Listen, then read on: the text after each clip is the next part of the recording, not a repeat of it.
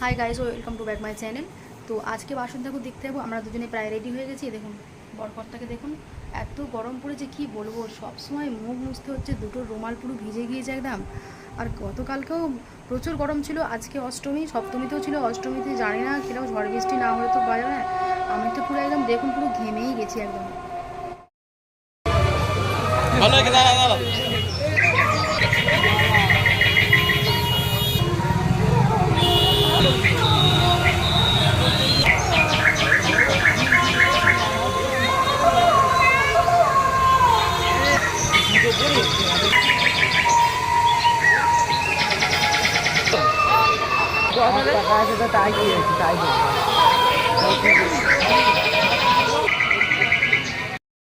আজকে রামনবমীর ব্রত, তাই প্রথম রামনবমীর ব্রততে এই রাম ঠাকুর দিয়েই শুরুটা হলো। তো এখানে দেখার পর আমি এখান থেকে ছবি কিছু কালেকশন করলাম। আর এখানটা ছিল হীরাপুর পাত্রপাড়া।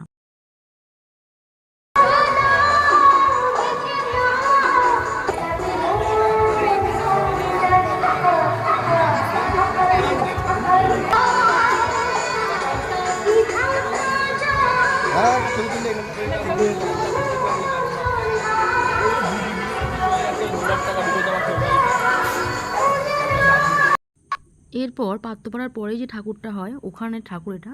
তো এটা ছিল গ্রাম বাংলার প্রকৃতি একদম নিয়ে সুন্দর কারুকার্য করেছে দরমার ভিতরের কারু।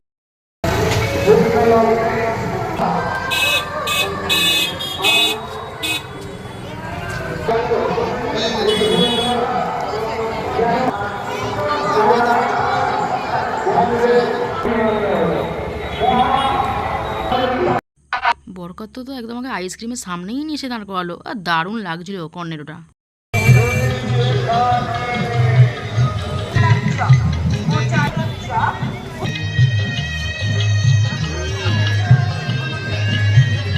এরপর বেরিয়ে গেছিলাম বাউরিয়া চকশী কৃষ্ণতে। তো দেখুন এখানে এত সুন্দর কারুকার্য ভিতরটায়, মানে আপনাদেরকে কি বলবো, দারুণ লেগেছিল আমাকে। এই সময় পুরোহিত মশাই সন্ধ্যা আরতি করছেন, দেখুন আপনারা।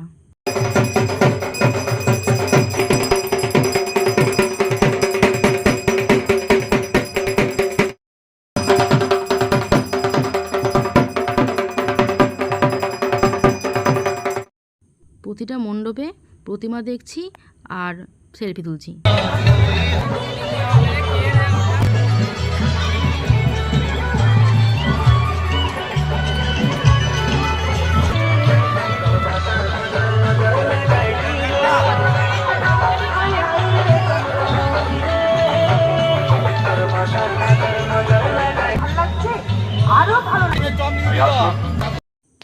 তবে বাউরিয়া চকশী কৃষ্ণতে যে সমস্ত রেস্টুরেন্টগুলো বা বিভিন্ন দোকানগুলো বসেছে তার মধ্যে স্টপার হলো আজকের পাঁশকুড়ার চপ, নানা রকমের যাবতীয় চপ। আর এই যে মারুতি রেস্টুরেন্ট, এখানে বিভিন্ন রকমের চিকেনের আইটেম, বিভিন্ন রকমের খাবার দাবার পাওয়া যাচ্ছে। আর আমি দার্জিলিং মোমো খেয়েছিলাম, এত সুন্দর টেস্ট কি বলবো। এই মোমোটার নাম দার্জিলিং মোমো। আর দুটোতেই চিকেন দিয়ে তৈরি, স্যুপটাও কিন্তু খুব সুন্দর, খুব গরম গরম, এত সুন্দর খেতে লাগছিল আপনাদের কি বলবো। আমার বরকর্তামশাই প্রথমেই এই চিকেনের এই সাদার যে মোমোটা পছন্দ করে এটা নিল, তারপরে বললো দার্জিলিং মোমো। আর একটা ষষ্ঠবার খাবার ছিল দার্জিলিং মোমো। তবে আমরা এই প্রথম খেলাম এখানে দার্জিলিং মোমো। জিনিসটা কি তৈরি আমি আপনাদেরকে বলছি। রেস্টুরেন্টে জিজ্ঞেস করলাম যে দিদিভাই এটা কী দিয়ে তৈরি, তখন বললো পুদিনা পাতা দিয়ে তৈরি, ওই জন্যই কালারটা সবুজ, আর কিছু না। সাদাটা দুটোই চিকেনের তৈরি, সাদাটা আর পুদিনা পাতা দিয়ে তৈরি দার্জিলিং মোমো। তো খাবার পর আমাকে ভীষণ ভালো লেগেছিল, মানে মোমো তো গরম গরম, বুঝতেই পারছেন পিঠের মতো খেতে, আমাকে হেভি লাগছিল। আর তারপরেই ব্যাস, আর কি হয়, আমার এই শাড়িটার ওপরে পড়ে গেল। তখনই মনটা আমার খারাপ হয়ে গেল যে খেতে খেতে খাবার যখন দেখবেন শাড়িতে জামাতে যখন পড়ে যায়, দেখবেন আমাদের মেয়েদের মধ্যে একটা উৎকণ্ঠা বাজে, তাই না বলুন না? অনেকেই দেখবেন আমার সঙ্গে একমত।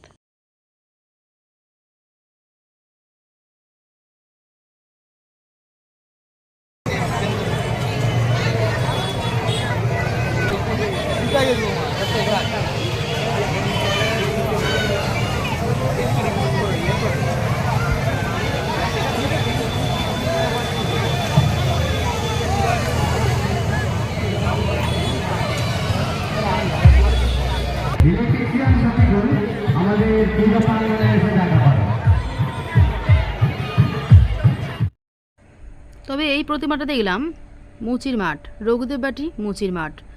তো এই ঠাকুরটা খুব ভালো লেগেছিল, এত সুন্দর করেছিল দেখুন, এত সুন্দর কারুকার্য কি বলবো। আর এখানটাতেও একটা ছবি নিলাম। তারপরে আর এত গরম, প্রচণ্ড গরম, মুচির মাঠের ওই মাঠটাতে সবাই দাঁড়িয়ে একটু হাওয়া খাচ্ছে।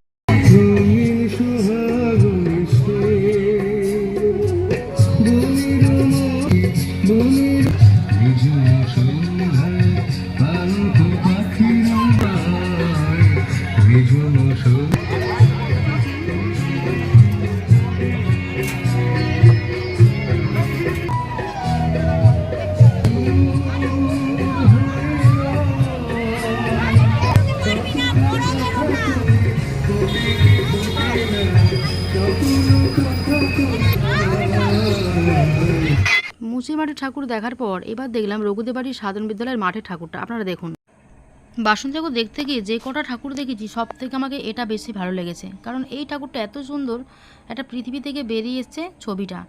আর কত সুন্দর 3 রকম রং, পতাকার রং দেয়া।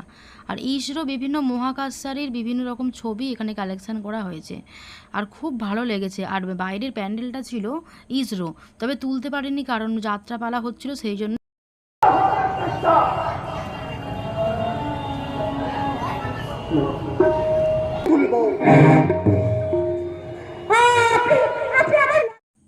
যাত্রাপালাটা একটুখানি দেখেছি, মিনিট 5-এর মতো দেখে বেরিয়ে পড়লাম। আর বাসন্তী পুজোর সময় এত যে গরম ছিল, যারা তো গেছেন তারা নিশ্চয়ই জানেন যে কতটা গরম সহ্য করতে হয়েছে।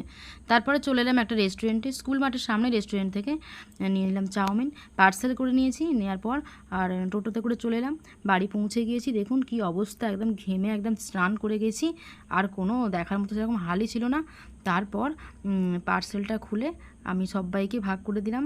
বাড়িতে এসে সবাই মিলে পার্সেলের চাউমিনটা খেয়ে টাটা বাই বাই করে ঘুমিয়ে পড়লাম। ব্লগটা কেমন লাগলো অবশ্যই কমেন্ট করে জানাবেন। তবে ফ্রেন্ড, একটা কথা বলি, ব্লগটা অনেকটা আমার লেট হয়ে গেছে দেরিতে, প্লিজ আমাকে ক্ষমা করবেন।